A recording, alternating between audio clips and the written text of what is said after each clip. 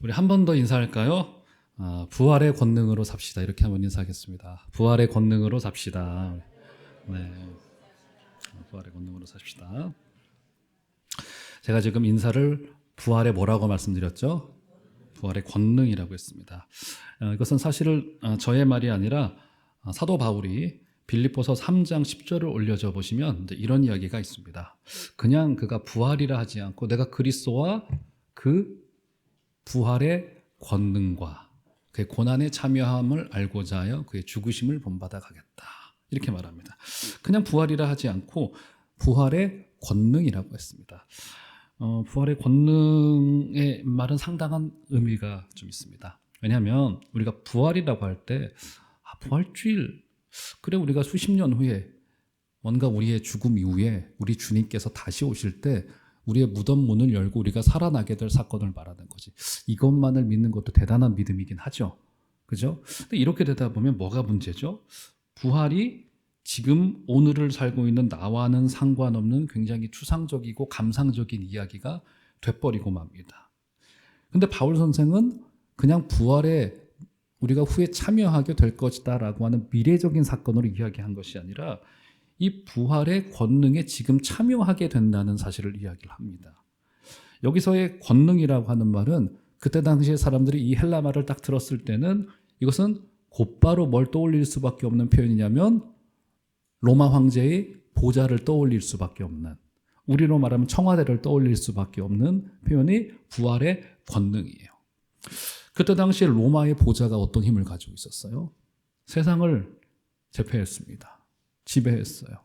당장 로마 황제의 말 한마디는 오늘 성도의 삶에 바로 영향을 미쳤습니다. 그들을 죽일 수도 있었고 그들을 살릴 수도 있는 힘을 가지고 있는 것이 로마 황제의 보좌였고 그들의 정치적인 힘이었어요. 근데 오늘 바울마저도 사실 빌립보서를 쓸 때는 그가 로마의 감옥 속에서 갇혀 있고 죽음을 기다리고 있는 노사도가 되어져 있었단 말이에요. 바울이 지금 어떤 고백을 하고 싶은 걸까요? 내가 비록 로마의 보좌와 로마의 권능과 로마의 힘과 로마의 정치에 의하여서 여기에 갇혀 지금 아무것도 할 수 없는 몸이 되어져 있지만 그렇지 않다는 거예요. 그런 신앙 고백을 하고 있는 겁니다. 저기에 권능이 있는 것이 아니고 저기에 힘이 있는 것이 아니고 바로 이 부활의 능력과 부활의 역사는 지금 현재 진행형으로 지금 우리의 삶 속에 일어나고 있는 역사들이다. 그래서 그 부활의 능력이 우리의 어둠을 물러가게 하고 우리에게 새로운 빛을 비추게 하고 사랑하는 성도 여러분, 그래서 부활을 먼 미래에 수십 년 후, 수백 년 후에 어느 날인가 일어나겠지라고 하는 맹소를 내려놓고 오늘 부활을 살아내시는 여러분들 되시기를 부탁을 드리겠고, 부활의 권능과 부활의 능력이 지금 이 죽음이 가득하고 맹소가 가득하고 차가움이 가득한 이 땅 속에서 그 부활이 우리를 다시 한번 살리게 되는 은혜가 있기를 주의 이름으로 축원합니다. 부활에는 굉장히 그래서 여러 관점이 있는 거예요. 이런 미래적인 사건인 것도 맞고요. 제가 방금 설명드린 대로 부활은 이 현재적인 권능이 우리 가운데 임하는, 여기에 지금 하나님의 나라가 임하는 사건인 것도 맞습니다. 저는 오늘 부활의 아침에 여러분들에게 조금 다른 관점으로 이 부활의 현장을 좀 여러분들과 한 군데를 좀 들여다보면서 이 부활을 경험했던 2000년 전의 믿음의 우리의 선배들의 모습 속에서 우리 주님과 그들과의 또 엄청난 죽음과 부활 이후에 그 조우가 있었던 거 아니겠습니까? 그 현장 속에서 어떤 의미들이 좀 우리에게 있고 지금 이 부활의 권능으로 오늘을 살아내야 될 우리에게 또 어떤 책임이 좀 있는지를 한번 살펴보았으면 좋겠는데요. 자, 오늘 보면 1절을 보시면, 자, 1절 한번 다 같이 읽어볼까요? 시작. 안식일이 다 지나고 안식 후 첫날이 되려는 새벽에 막달라 마리아와 다른 마리아가 무덤을 보려고 갔더니, 정확하게 지금 마태복음에서는 주님의 부활을 목격한 첫 증인들로 누구를 상정해 놓고 있습니까? 지금 누구예요? 막달라 마리아와 또 다른 마리아들이에요. 그죠? 여기서 보면은 아마 한 명은 아니었던 것 같아요. 9절, 10절쯤 보면은 거기에 이제 여러 여자들이 주님의 부활을 목격하고 아직 부활의 현장에 도착해 있지 못한 제자들에게 그것을 알리러 가서 전하였다는 것을 보았을 때 아마 이 현장에는 막달라 마리아를 중심으로 한 여성 공동체가 부활의 증인이 되어져 있다는 사실, 첫 증인입니다. 부활의 첫 증인으로 되어져 있는 거예요. 우리는 여기서 한 가지 질문으로 시작하지 않을 수가 없을 것 같습니다. 여러분, 지금 우리 예수의 부활은 어마어마한 사건 아닙니까? 기독교의 핵심 진리이고요. 역사의 물줄기, 세계사의 물줄기를 바꾼 어마어마한 사건이 이 부활이라고 하는 사건은. 그런데 왜 예수님은 이 어마어마한 복된 소식의 첫 목격자요 증인들을 여인을 막달라 마리아와도 같은 이 여인을 선택하였을까? 이렇게 굉장한 소식을 좀 전하기에 좀 걸맞는 사람이 당시에도 좀 있지 않았을까요? 굳이 왜 이렇게 정말 이름조차도 불명확한 사람들을 불러다가 우리 주님께서는 첫 증인들로 삼았던 것일까? 이런 생각이 든단 말이죠. 만약에 저 같으면요, 저는 성격이 다소간 좀 고약한 면이 있기 때문에 제가 부활이 되자마자 바로 달려가서 귓볼을 잡았을 인간 2명이 있습니다. 첫 번째 인간이 누구예요? 도마예요, 도마. 야, 네가 그렇게 제자들 앞에서 대놓고 의심하면서 불평불만했다면서 막 귓볼을 잡고 여기 잡초를, 야, 네가 그럴 수 있어 하고서 한마디 하고 싶을 것 같아요. 야, 내가 몇 번이나 가르치지 않았니? 하면서 도마에게 달려갔을 것 같아요. 그리고 또 누구에게 가야 됩니까? 베드로에게 가야죠. 베드로에게. 야, 너 이틀 전에 뭐라고 했더라? 너 내가 가는 곳에 너도 죽기까지 따라온다고 하지 않았었어? 근데 너 어떻게 된 거야? 이렇게 스승의 뒤통수를 쳐 배신을 해버린단 말이야? 하고 막 홍군형을 내러 신나서 달려갔을 것 같아요. 그 다음에 누굴 찾아가면 될까요? 유대 지도자들 찾아가야죠. 보란듯이. 법정으로 가야죠. 자신을 사형 언도내린 그 현장으로 가는 겁니다. 관청으로 가가지고 주님이 당신의 부활에 엄청난 그 소식을 자랑하고 전했을 거란 말이에요. 통념상 그랬을 거란 말이에요. 보시오 말이야. 부활했다 이 말이야. 그랬을 것 같아요. 일반적인 통념상 이게 더 자연스러운 일 아닐까요? 부활이 어마어마한 사건이라고 한다면. 그런데 우리 예수님은 이 엄청난 세계적인 사건의 첫 증인들을 왜 이 막달라 마리아와 이 여성을 선택하였을까? 후에 살피겠으나 이 막달라 마리아는 전력이 있는 굉장히 초라한, 당시의 사회 속에서도 굉장히 초라한 모습을 가지고 있었던, 가장 낮은 계층에 있었던 인간이었단 말이죠. 여기서 주고 있는 메시지가 너무도 분명하죠. 사랑하는 성도 여러분, 하나님의 나라와 하나님의 역사는요, 인간이 가지고 있는 조건으로 인하여서 좌우되지 않고 그것을 주님께서 실력 삼아서 하나님의 나라를 이루시는 것이 아니라는 겁니다. 우리 새벽에도 제가 예화로 지난 특세 때도 말씀드렸잖아요. 우리 주님께서 모세를 부르세요. 우리 주님께서 우리 주님도 참 고약할 대로 고약하신 부분이 저는 있는 것 같아요.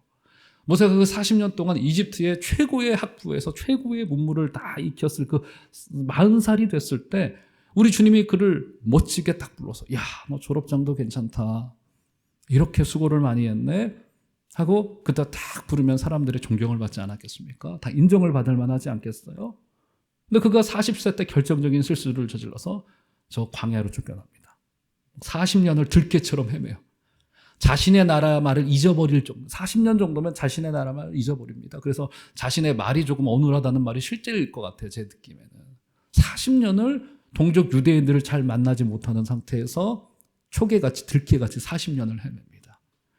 그때 하나님께서 80세에 그에게 나타나세요. 아니, 왜 굳이 이때 부르셨을까, 주님이? 40세 때 부르시지. 가장 초라한 그때 우리 하나님이 찾아가셔가지고 모세를 부른단 말이에요. 그때 하나님께서 너 나를 위해서 니들 백성에게 좀 가야 되겠다. 당연히 모세 입장에서 인간적으로 저 못 가겠는데요.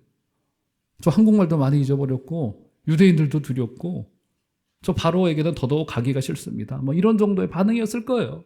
그때 우리 하나님이 믿음 없는 모세에게 뭘 보여주십니까? 떨기나무에 불꽃이 붙어 있는데 어떤 기적을 보여주세요? 불은 활활 타고 있는데 가지가 사그라들지가 않는 거예요. 그죠? 그러면서 모세의 소명으로 그 부르신단 말이에요. 이거 어떤 의미를 가지고 있다고 말씀드렸습니까?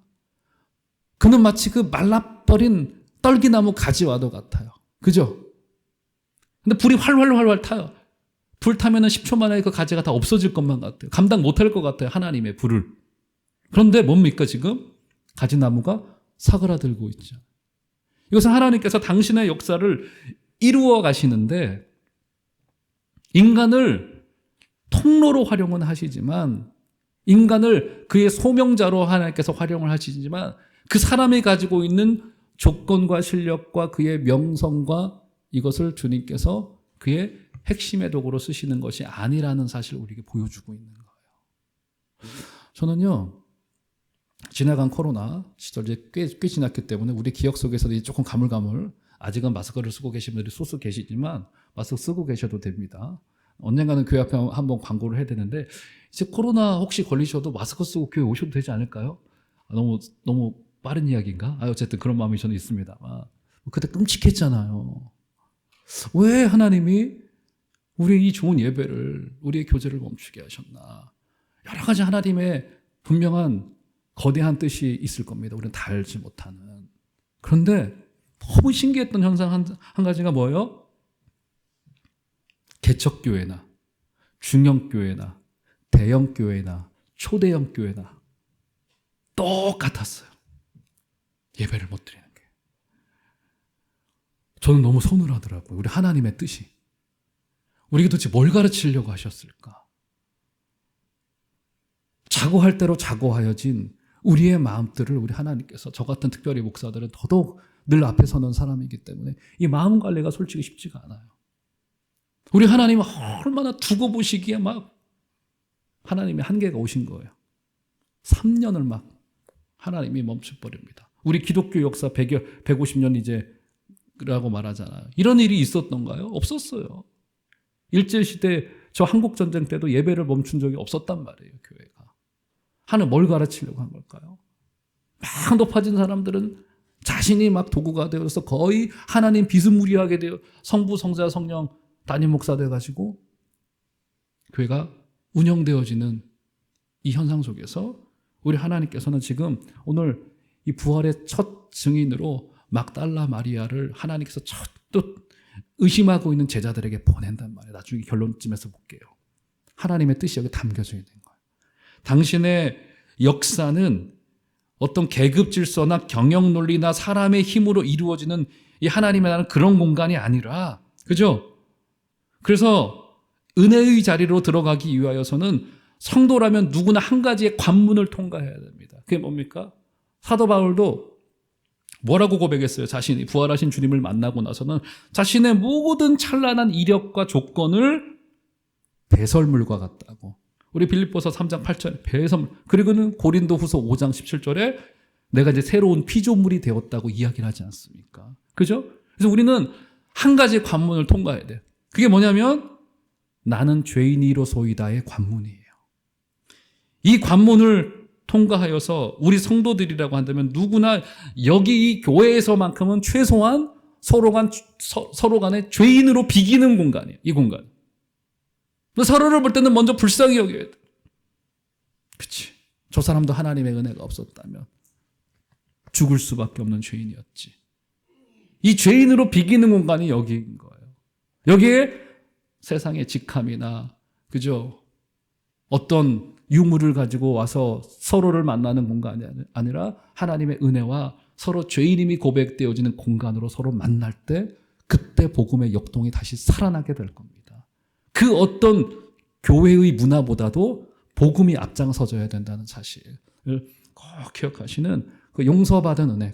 그래서 서로 너도 용서받았고 나도 용서받았고 우리 모두에게 이 천국의 소망들이 있는 자이지라고 하는 고백이 있게 되기를 주 이름으로 축원합니다.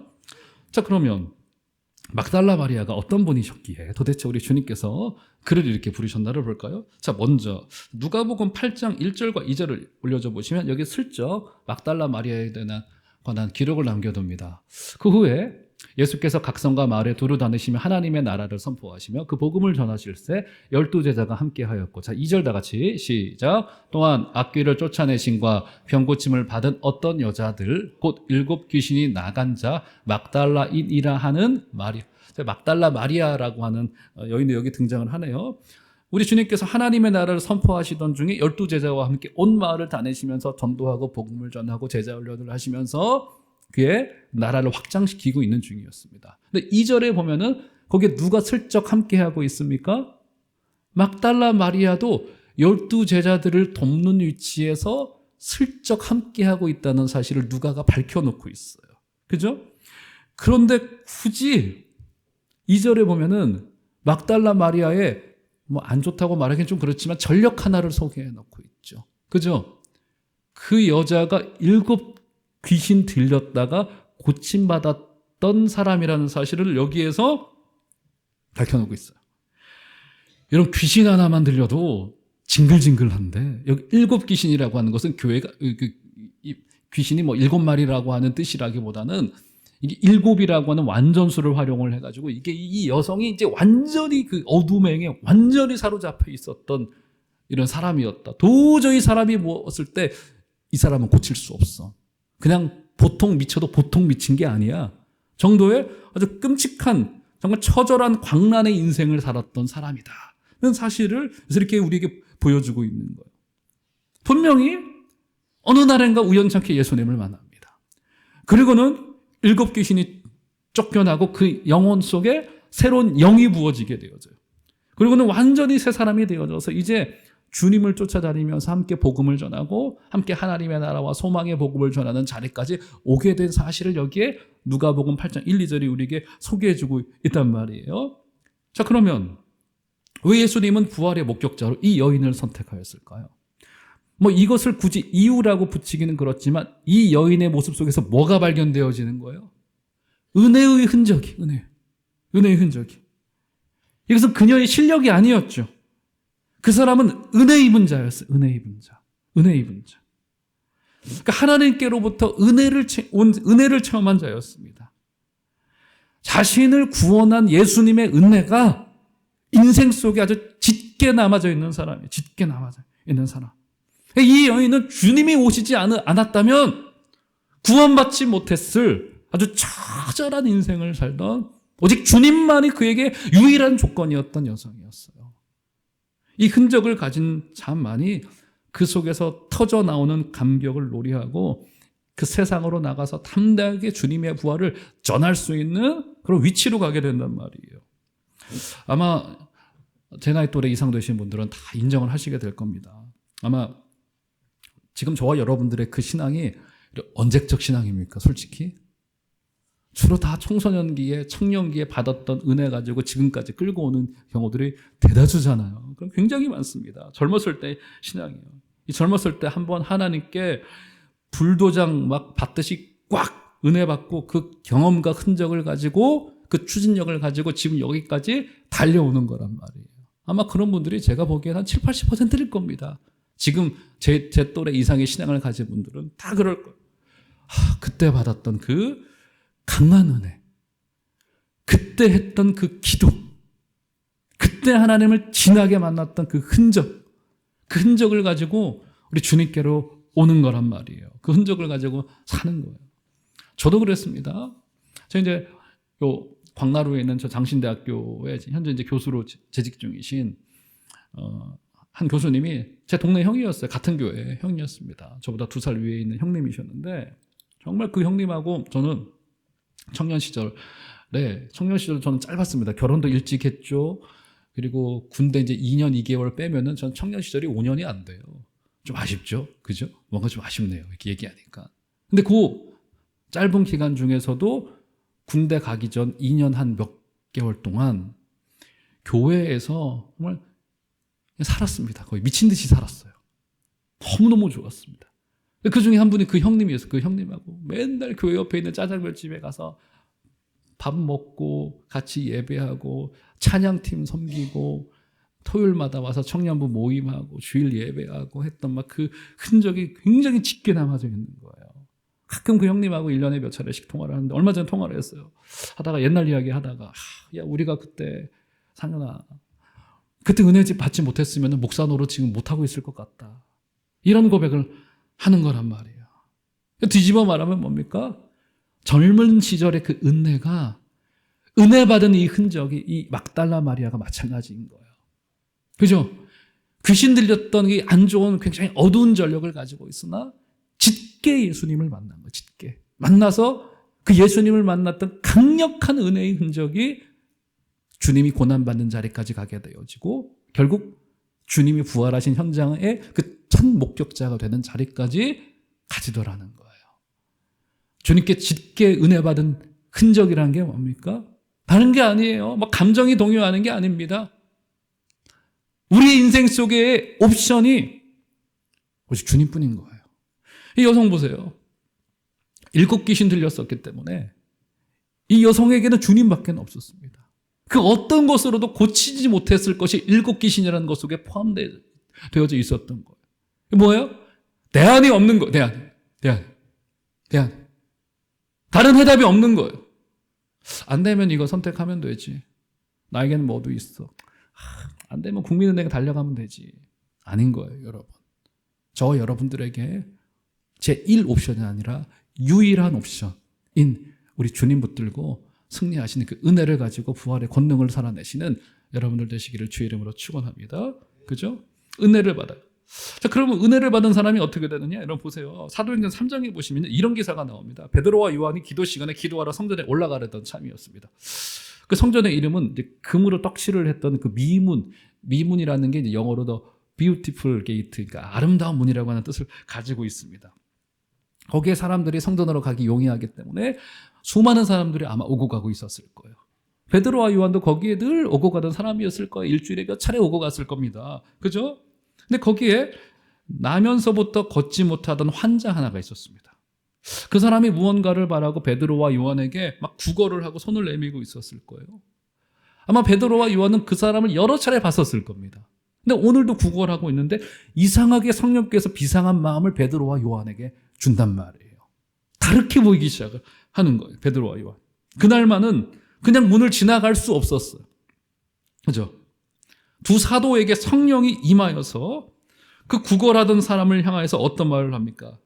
내게 은과 금은 없거니와 나사렛 예수의 이름으로 명하노니 일어나 걸으라. 그죠? 사도행전 3장 8절을 올려줘 보시면 그가 그래서 어떻게 됩니까? 발목에 힘을 얻고 손을 잡아 일으키니 뛰어 서서 걸으며 그들과 함께 성전으로 들어가면서 걷기도 하고 뛰기도 하며 하나님을 찬송하니. 이거 은혜 받고 나서 어떻게 합니까? 곧바로 성전에 들어가서 거기서 하나님을 찬송합니다. 이것은 전형적인 예배의 모습을 그려내고 있어요. 그죠? 은혜 받은 자가 어느 자리까지로 인도받게 되냐면 결국 예배자로까지 변화되어지게 됩니다. 저와 여러분들의 인생 속에서의 최고의 기적은 정말 예배자가 되는 기적이에요. 이건 기적이에요. 하나님의 음성 앞에 우리가 귀 기울이고 앉아있는다라고 하는 것은 이것은 어마어마한 기적인 것이 굉장한 겸손함의 표현입니다. 요즘 시대 누가 누구의 말을 30분, 1시간씩 앉아서 듣습니까? 10분도 못 들어요. 유튜브도 30분 못 듣는데 사람이 말하는 것을 물론 사람이 말하지만 하나님이 말씀하시는 것이지만 이것을 참아내는 것은 굉장히 힘든 일입니다. 쉽지 않아요. 그런데 우리 주님께서 이것을 위하여 그의 병도 고쳐주시고 은혜를 누리게 하신 거예요. 사랑하는 성도 여러분, 오늘 막달라 마리아가 부활의 첫 증인이 될 수 있었던 것은 은혜 받았던 그 강한 흔적이 있었는데 그 은혜 받은 흔적은 우리를 반드시 예배로 이끌게 될 것입니다. 사랑하는 종합제일교회 교회 여러분, 우리 주님 믿다가 은혜 받다가 예배하다가 이 땅을 힘있게 살아내시는 여러분들 되시기를 주의 이름으로 축원합니다. 자, 또 한 가지 한번 오늘 본문을 통해서 봅시다. 자, 마태복음 27장 그 위를 보시면 자, 막달라 마리아의 행적 중에 한 가지가 또 등장을 하는데요. 27장 55절, 56절 보시면 성경을 한번 확인해 보시죠. 스크린에 준비하지 않았습니다.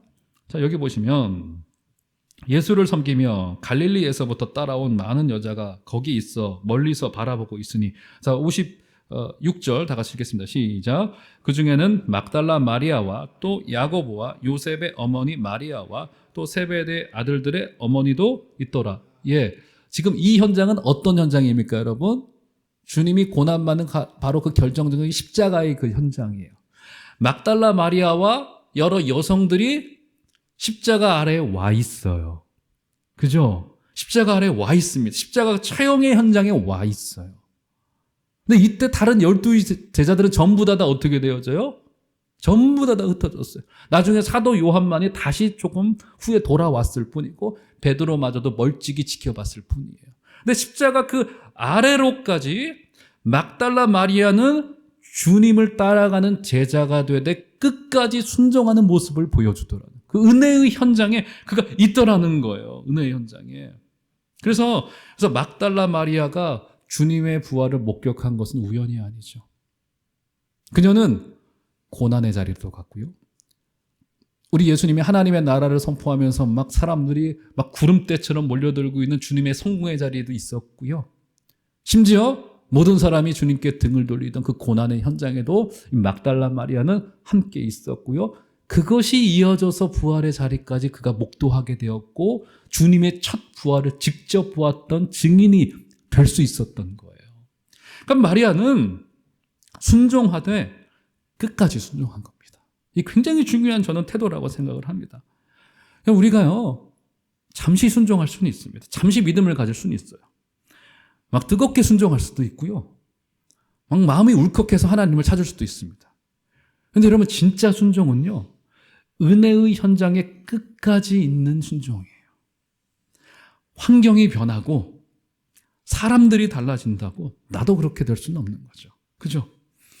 여러분, 진짜로 강적인 사람이 어떤 사람이에요? 강적인 사람은요, 막 소리를 지르고 막 눈빛을 발사하고 막 그런 사람들보다 더 사실 굉장히 묵직하고 굉장히 무서운 사람이 어떤 사람이냐면 자기의 자리에서 비가 오나 눈이 오나 누가 보든 보지 않던 자기의 자리를 끝까지 그냥 지켜내는 묵묵히 그 자리를 가지고 있는 이 사람이 끝내는 나중에 실력도 좋아지더라고요. 제가 보니까. 막 번뜩이는 아이디어를 내요. 막 뭔가를 변화시키고 싶어 해요. 그런데 세상이 흔들려도 나는 오직 내 사과나무를 이어서 심겠다. 내가 하는 이것을 오늘도 묵직하게 그 은혜의 현장에 오늘 그 순종의 자리로 그 자리에 있는 거예요. 어젯밤에 보니까 제가 참 그 유혹을 참았습니다만 우리 손흥민 선수가 또 영국으로 돌아가서 축구를 또 피곤한데 어떻게 하실까 노심초사하는 마음으로 기도하는 마음으로 잤는데 또 한 골을 넣었더라고요. 아침에 오늘 일부 설교가 잘 풀리겠구나 막 이런 생각. 너무너무 기뻐요. 근데 너무 피곤하지 않을까요? 어떻게 이렇게 축구를 잘하는지. 제가 손흥민 선수를 보면서요, 저는 관전자잖아요. 저도요, 손흥민 선수가 좀 못할 때는 이거 이렇게 차면 좀 좋을 것 같은데 이렇게 해서 저기 공간이 비었는데 왜 패스를 안 하고 있지? 하는 제가 비평자가 됩니다. 제가 관전자가 돼요. 관전자는 좀 편해요, 말하기가. 그죠? 화면에 눈에 보인단 말이에요. 저 길로 이렇게 패스하면 편하게 될 때 조금만 빨리 달려가면 될 텐데. 이런 생각이 들어요. 우리는요, 심판이나 관전자이어서는 안 됩니다. 우리는 선수예요. 우리는 은혜의 현장에 있어야 되는 겁니다. 절대로 비평은요, 창작을 만들어내질 못해요. 우리는 비평자로 남아있어서는 안 됩니다. 교회가 이렇게 잘해야지 저렇게 잘해야지. 우리 이제 기독교 언론 중에서도 좀 황색 언론이 있어요. 막 기독교인이 잘못된 것만을 막 무조건 어떻게 해서든 잘못된 것만을 막 저도 그런 언론의 역할이 필요하다고 보는 사람입니다. 기꺼이 받아들여야 될 게 있어요. 그런데 오늘도 아침 4시 반에 피곤한 눈을 뜨고 우지끈 일어나서 가야 될 사람들은 있는 거예요. 또 우리는 관전자, 비평자 되기는 굉장히 쉽습니다. 잘할 것 같아요. 근데 우리는 그 은혜의 현장에 가서 주님의 치열한 고난과 만나고 오늘 거기서 쏟아부어지는 손흥민 선수가 자신의 그 땀에 젖은 운동복을 만들기까지 그 엄청난 고난과 그가 겪었어야 될 그 연습의 훈련량과 그런 거 있는 거잖아요. 이게 은혜의 현장에서만 누릴 수 있는 거란 말이에요. 사랑하는 종암제일교회 교우 여러분, 부활의 권능을 맛보고 싶으십니까? 그러면 주님이 받으시는 그 고난의 그 현장에 다 선수로 뛰어주시기를 주의 이름으로 부탁을 드립니다. 자, 말씀의 결론으로 한번 가볼까요? 자, 28장 5절을 보시면 자, 이렇게 부활을 목도한 여자들에게 이제 천사가 한 가지 부탁을 합니다. 5절. 천사가 여자들에게 말하여 이르되 너희는 무서워하지 말라. 십자가에 못 박히신 예수를 너희가 찾는 줄을 내가 아노라. 그가 여기 계시지 않고 그가 말씀하시던 대로 살아나셨느니라. 와서 그가 누우셨던 곳을 보라. 또 빨리 가서 그의 제자들에게 이르되 그가 죽은 자 가운데서 살아나셨고 너희보다 먼저 갈릴리로 가시나니 거기서 너희가 배우리라 하라. 보라 내가 너희에게 일렀느니라 하거늘. 어떻게 됩니까? 천사가 와서 무서워하지 마. 우리 주님께서는 부활하신 것이 맞아. 하면서 7절에 보면 한 가지 부탁을 하죠. 가서 믿음 없는 제자들에게 전하라. 가서 전하라라고 하는 명령을 줍니다. 자, 9절과 10절도 보세요. 그래서 예수께서 그들을 만나 이르시되 평안하냐 하시거늘 여자들이 나아가 그 발을 붙잡고 경배하니 이에 예수께서 이르시되 무서워하지 말라. 가서 내 형제들에게 갈릴리로 가라 하라. 거기서 나를 보리라 하시니라. 우리 주님께서도 여자들에게 나타나셔서 뭐라고 말씀하시? 천사들과 똑같이 가서 형제들에게 갈릴리로 가라고 전해줘. 내가 거기로 갈 테니까 서로 거기 가서 만나자. 가서 전하는 가서. 부활의 권능을 목도한 첫 증인들의 첫 번째 주님께 받았던 부탁은 가라는 것. 가서 전해. 이 좋은 소식을. 가서 전해. 주님께서 천사의 명령을 한 번 더 반복하실 정도로 첫 증인의 첫 역할은 가는 것이에요. 가서 전하는 것이었습니다. 성경을 보면 이 소식을 믿는 자도 있었고 믿지 않은 자도 있었다고 우리 주님께서 말씀하십니다. 사랑하는 성도 여러분, 우리는 가서 전해야 될 우리가 누리고 있는 하나님 나라의 복음의 그 놀라움과 영광스러움과 생명력 있음을요, 저와 여러분들의 삶을 통하여서 우리 삶의 태도와 방향과 가치를 통하여서 더 결정적으로는 우리의 언어와 우리 입과 직접 전하는 그 입의 말을 통하여서 전해야 됩니다. 전해야 돼요. 두렵죠, 전하기가. 저 사람이 믿지 않고 나를 배척할까 봐. 믿고 믿지 않고는 우리에게 달려있지 않습니다. 우리는 가서 전할 뿐이에요. 성령께서 하시는 역할인 겁니다. 이제 우리 광고가 이제 4월 말쯤부터 나가게 될 텐데 4월 중순부터 우리 올해 한 6월쯤에도 우리 교회 전도잔치를 한번 하려고 합니다. 오랫동안 우리 교회에 안 나오고 있는 장기 결석자들, 코로나로 인하여서 떠나 있던 분들, 또 우리의 전도 대상자들을 전부 다 한 자리에 이름으로 모아놓고 기도하는 시간을 좀 가지려고 합니다. 그리고 그들을 한 번은 교회가 초청을 해야, 1년에 최소 한 번은 해야 될 것 같아요. 그러면서 우리에게도 스스로 도전도 되고 나오든 나오지 않든 중요하지 않습니다. 내가 그 마음 품고 기도하다 최소 한 번은 전해야죠. 사랑한다면. 정말 그렇잖아요. 사랑한다면. 우리 그분들을 사랑한다는 증거가 뭡니까? 그분들한테 늘 살살살 해주면 사랑하는 거예요? 그거 아니잖아요. 생명이신 예수님을 전해야 사랑하는 거잖아요. 사랑하는 성도 여러분, 부활의 첫 증인들이 받았던 첫 주님의 부탁은 가서 전해. 좋은 일이 있을 거야.